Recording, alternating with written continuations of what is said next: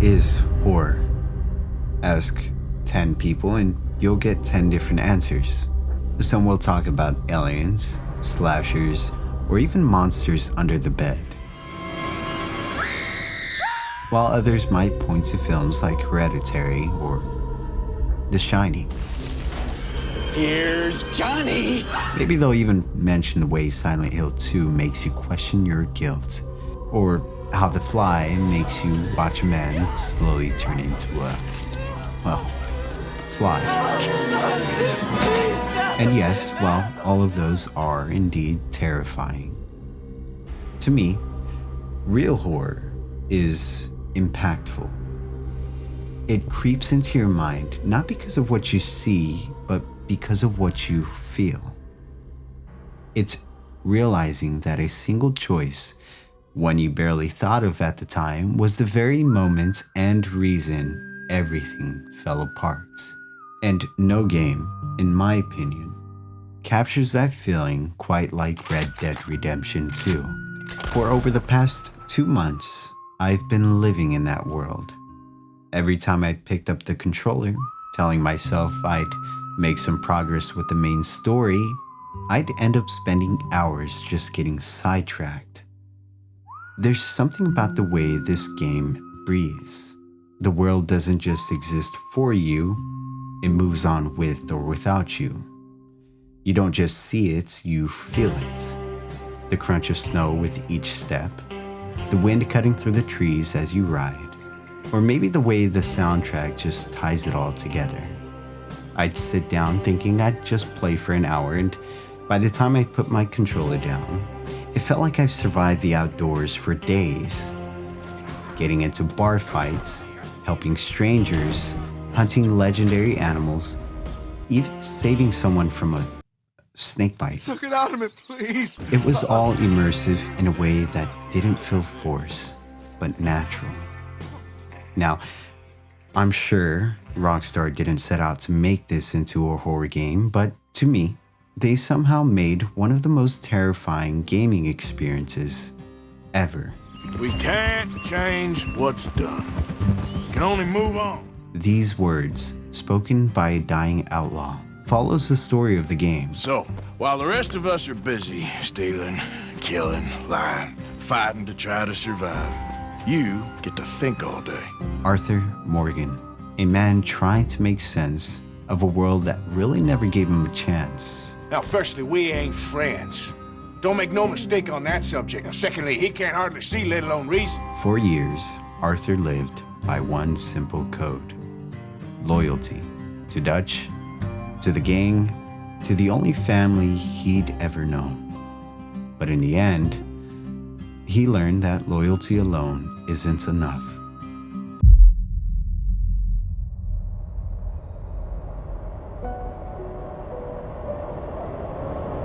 Why are we doing this? Weather's breaking, we could leave. I thought we was lying low. What do you want from me, Hosea? I just don't want any more folks to die, Dutch. We're living, Hosea, we're living. Look at me. We're living, even you. But we need money. Everything we has in Blackwater. Listen, Dutch, I ain't trying to undermine you. I just want to stick to the plan, which was to lie low, then head back out west. What choice have we got? Everyone, put your tools down for a moment. Come on, gather around. Quickly now. I know that things have been tough, but we are safe now, and we are far too poor. Dutch Vanderland, a charismatic leader promising hope and freedom, found Arthur when he was just a boy, angry after losing his father and alone after losing his mother. Dutch raised him like a son, and with Hosea Matthews, Dutch's wise mediator, teaching Arthur how to read, hunt, and steal, they gave him purpose. And well, he followed, without question, without doubt, because Dutch wasn't just that, a leader. He was everything that Arthur thought a man should be. I had fun with you today. Be well. Here? Well, I was gonna say you're like a son to me. But you're more than that. Now, don't get me wrong. Arthur almost had a different life. A wife, a home, a fresh start. But like most things, the past is hard to hide, and Arthur, once more, chose the life of an outlaw. Or maybe he really never had a choice. You see, Arthur did bad things. He told himself it was for a good reason, that they weren't just criminals, that Dutch's dream meant something. Run away with me, Arthur. Run away right now and don't look back. I want to. More than anything, I want to. But I've got some people I need to take care of. Once they're free, then I'm free. Then I can disappear. But Arthur... If we're gonna run away anywhere, we'd need money. Soon, I'll have some. I know you won't run away. But it's a pretty dream. But dreams do fade, and so did Dutch.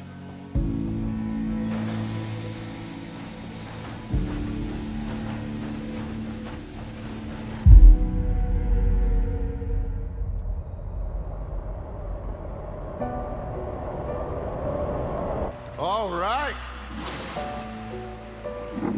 I think we're gonna be okay. I know.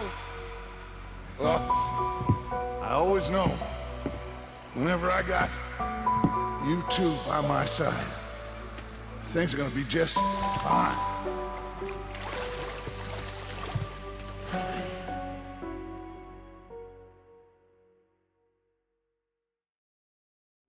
Now, all of you, get yourselves warm. Stay strong. Stay with me. We ain't done At the yet. start of the game, Dutch led the gang with confidence and care. You can't help but to believe this yourself during the harsh trek through the bitter snow of Chapter 1, Coulter. It's Dutch who keeps hope alive, guiding the gang after a failed robbery in Blackwater. And it's during this stage that Arthur fully believes in Dutch's vision. As long as they stick together, it'll be all right. Vanderland! Get out here! The gang shares laughter and dreams by the campfire. Talks of heading west to start anew, perhaps farming or finding some tropical paradise.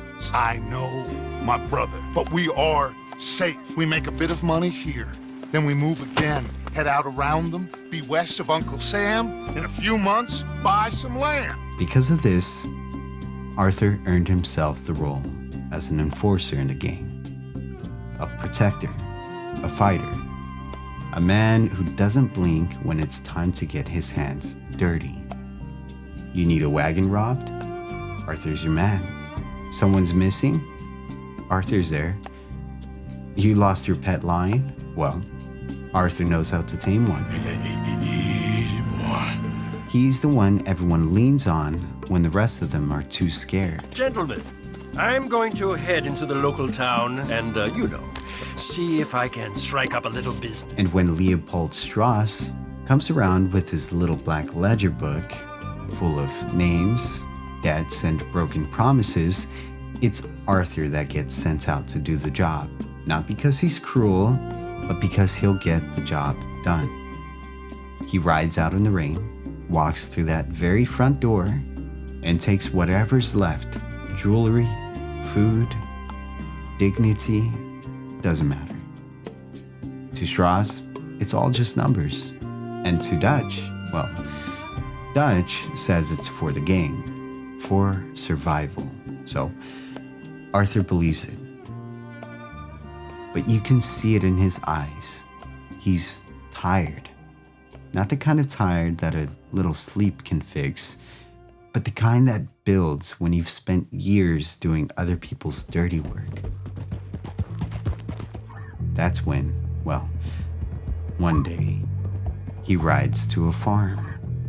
He's there to collect a debt from a struggling farmer, Thomas Downs. Downs is coughing, weak, barely able to stand, and Arthur does what he's always done. He demands the money, roughs him up, and leaves. Just another job, just another day. But this one was different. As Mr. Downs falls, he coughs up blood. Then once again onto Arthur. It's a small thing really, a moment really worth remembering, until it isn't.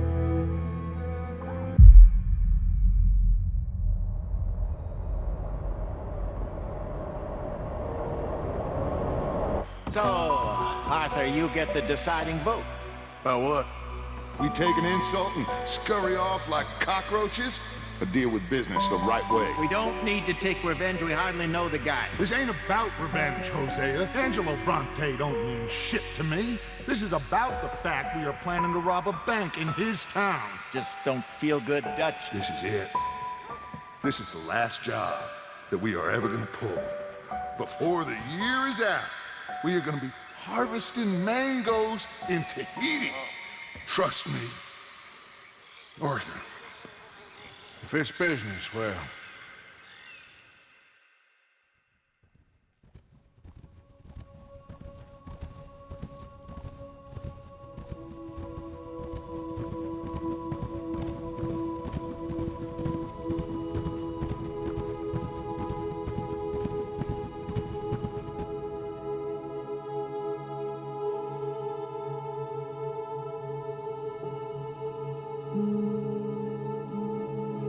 Weeks pass, and Arthur's cough still lingers.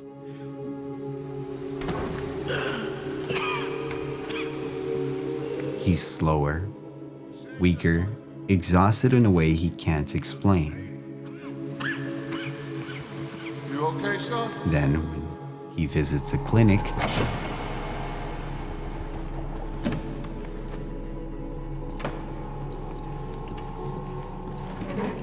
Can I help you? I need a doctor. the doctor says the words no one in the year 1899 wants to hear. Okay, now here. Breathe. Again. Let me see your tongue. Say ah.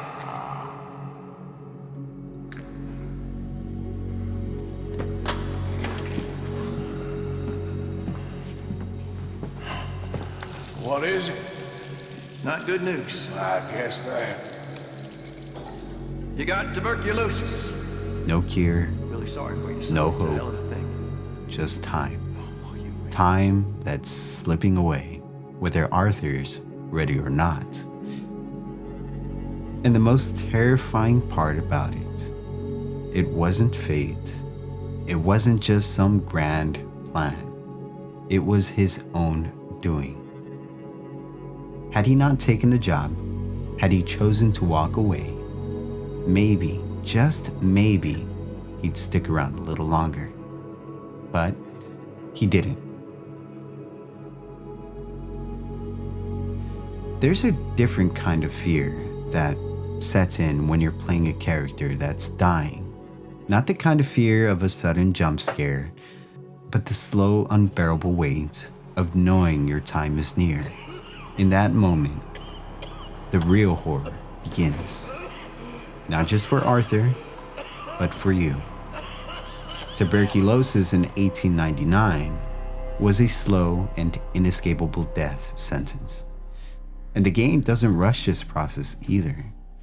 You play as Arthur's health declines. Hear the wheezing in his breath get worse. Feel the weight of death pressing on him. And the genius of it all? The open world doesn't change. The townsfolk still go about their business. The sun still rises over the mountains, and life moves on. Mr. Morgan.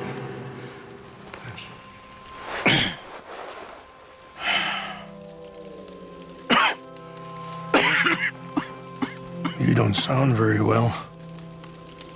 I'm not. I think I'm dying. And I hope you find peace.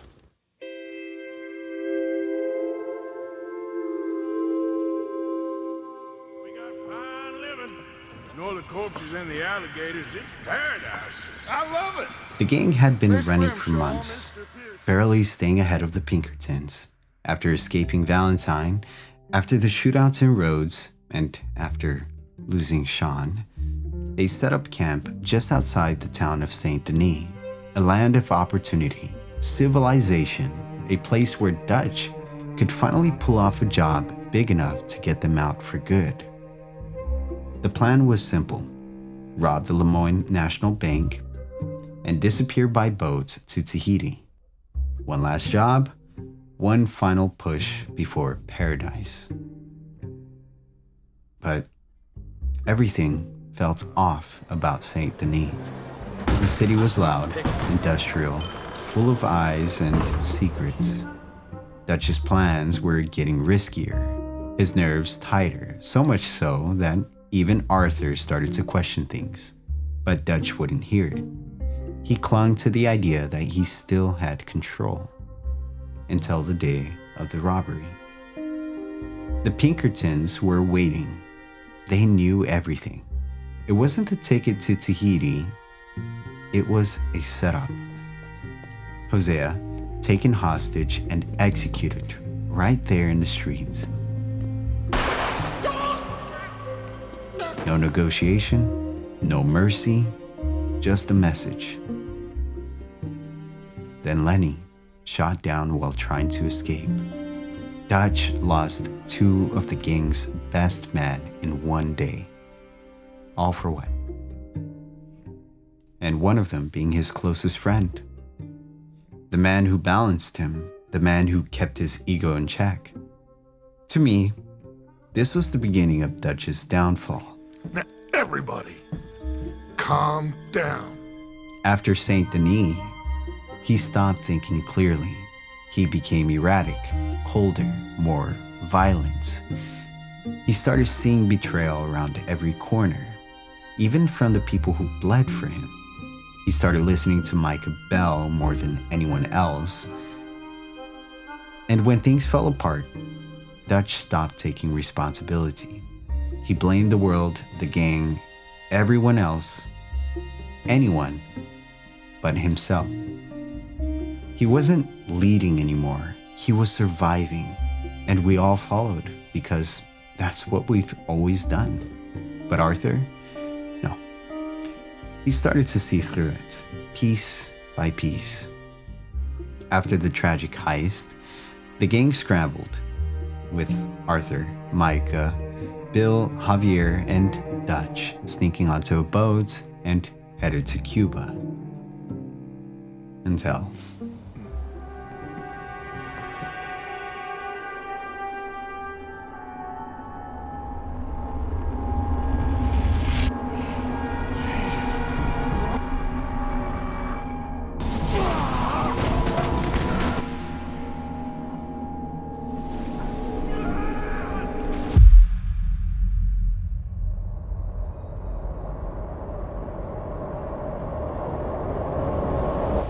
What now? Well, at least we got some gold. I'm sure. This boat ain't going to Tahiti by any chance. I don't know. John, Lenny, Hosea, that wasn't good. I know. So what are we gonna do now? Guess I'm gonna introduce myself to the captain. Give him some of this gold to secure his silence, and find out where we're heading. How do I look? Like a shifty, no-good killer on the run from the law. Ain't that the truth? Excuse me, sir. Hey, quiet. Forgive me, a stowaway. Can I see?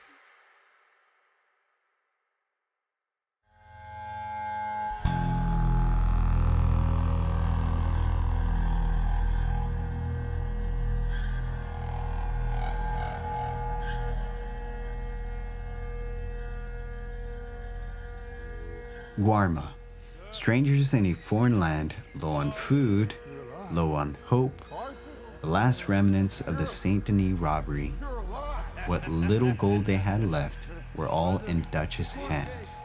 And with Javier captured during their escape from captivity, the gang knew they needed to find a way in and break him out.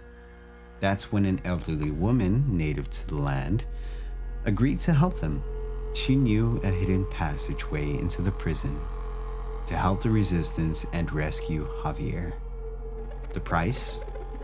Well, it was gold. Dutch agreed, paid her, and she kept her word.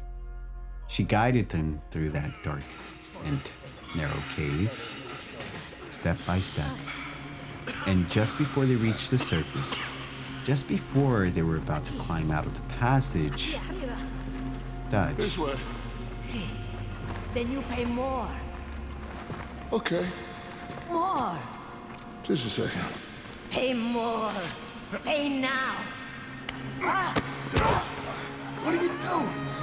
Jesus. Easy, Dutch. No arguments, no threats, just cold, calculated murder. She was gonna betray us, Arthur. Couldn't you tell? Dutch believed that she was going to rat them out, that she was going to betray them. But Arthur knew that's not what happened. He saw it. There was no betrayal, just a lie to cover the truth. Dutch couldn't stand the idea of giving something away without blood. He couldn't let go of control. He couldn't accept helping someone if it didn't benefit him. That was the moment it all clicked for Arthur. The man who once preached loyalty, who talked about freedom, who raised him like a son, that man was gone. And standing there in that cave, watching him murder an innocent old lady and lie straight to Arthur's face, Arthur realized the truth. Dutch Vanderland was never the man he claimed to be. Not a leader, not a father, just a killer with a silver tongue, burning every bridge behind him and calling it destiny. I don't know what you're saying, Dutch, but it seems like I've heard it all before. Just one more. And as long as a goddamn train. Arthur, this is different. We know this is full of cash.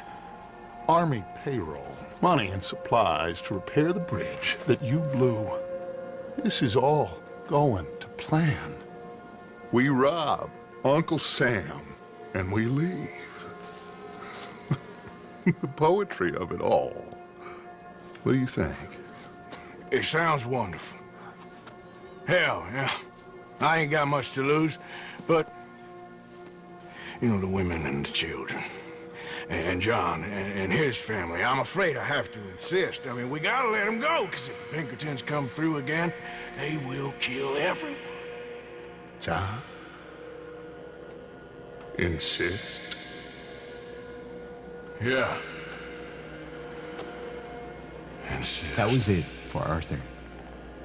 The moment he'd realize all the pain he's caused to others, the many chances he's had to start a new life with a woman he loved, the many times he's risked his life for a better future, and all for what? Someone else's fantasy? But not every story has to end that way. And now, clear as day, Arthur knows he has a chance to make things right. Unfortunately, it's also here where Arthur is again reminded that he doesn't have much time left.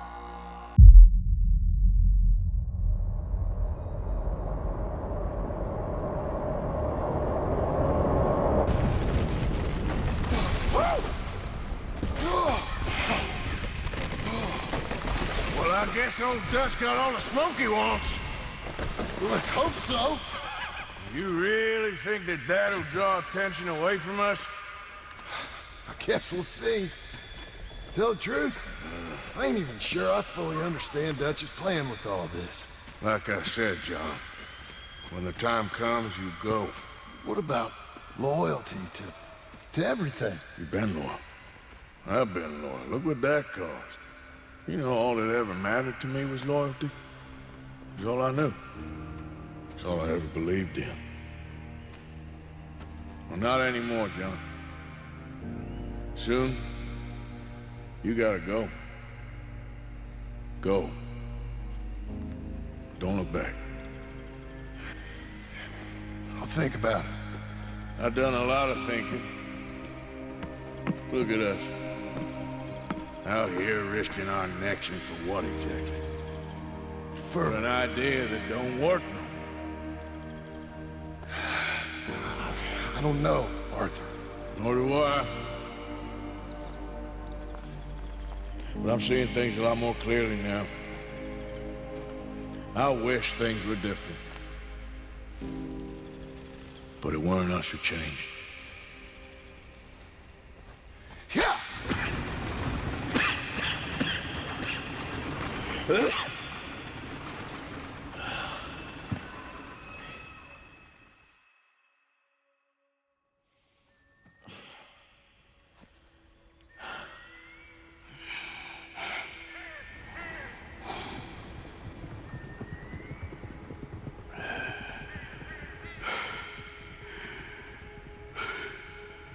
You feel it in the way he moves.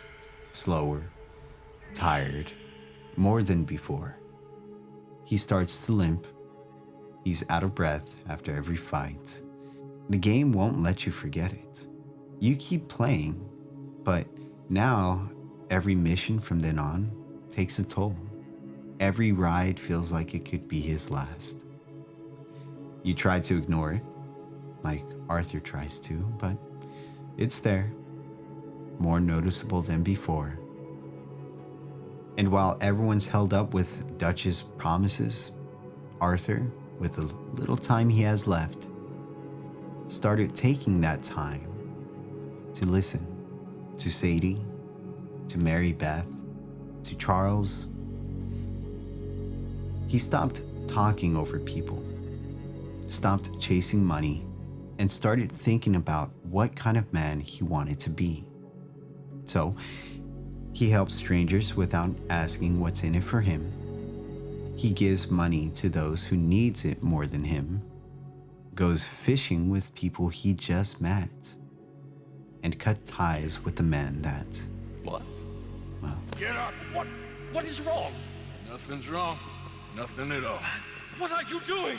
Something I should have done a long time ago. Those aren't big moments, but they do matter. And then there's that powerful scene with the sister. A moment where I think life forgave him for all the sins, all the pain, all the bloodshed. It's here where we see Arthur, not an outlaw or a cowboy, but a man who spent years bottling things up I guess and finally speaking out. I'm afraid. You can hear it in his voice. Feel the pain and worry behind his words. And where he opens the door to finally understanding who he really is. A friend, a brother, a husband, a father, a man named Arthur Morgan. This leads us to the final moments in the game, aptly titled Red Dead Redemption. At this point in time, the gang is broken.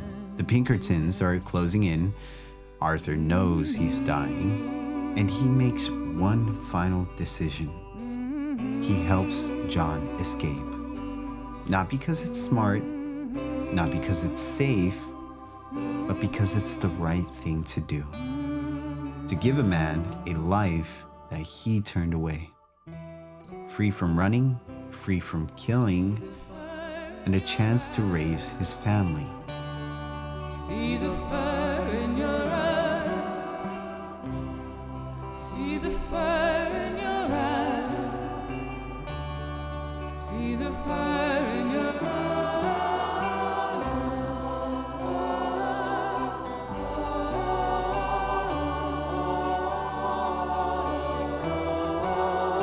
One thing I do know. There ain't no shame in looking for a better world. I missed you, Arthur.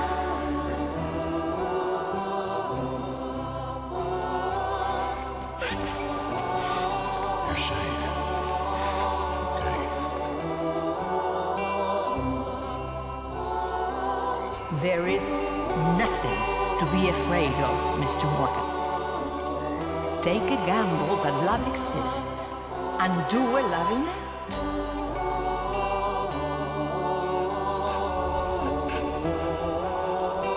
I gave you all I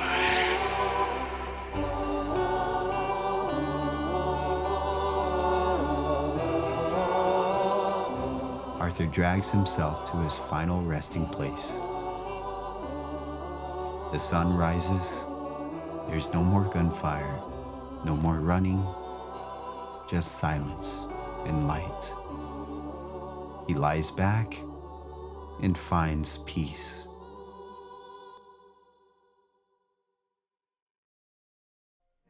Arthur eventually passed away from a choice he'd made long before he'd even known that it mattered. And that's what made me want to make this video.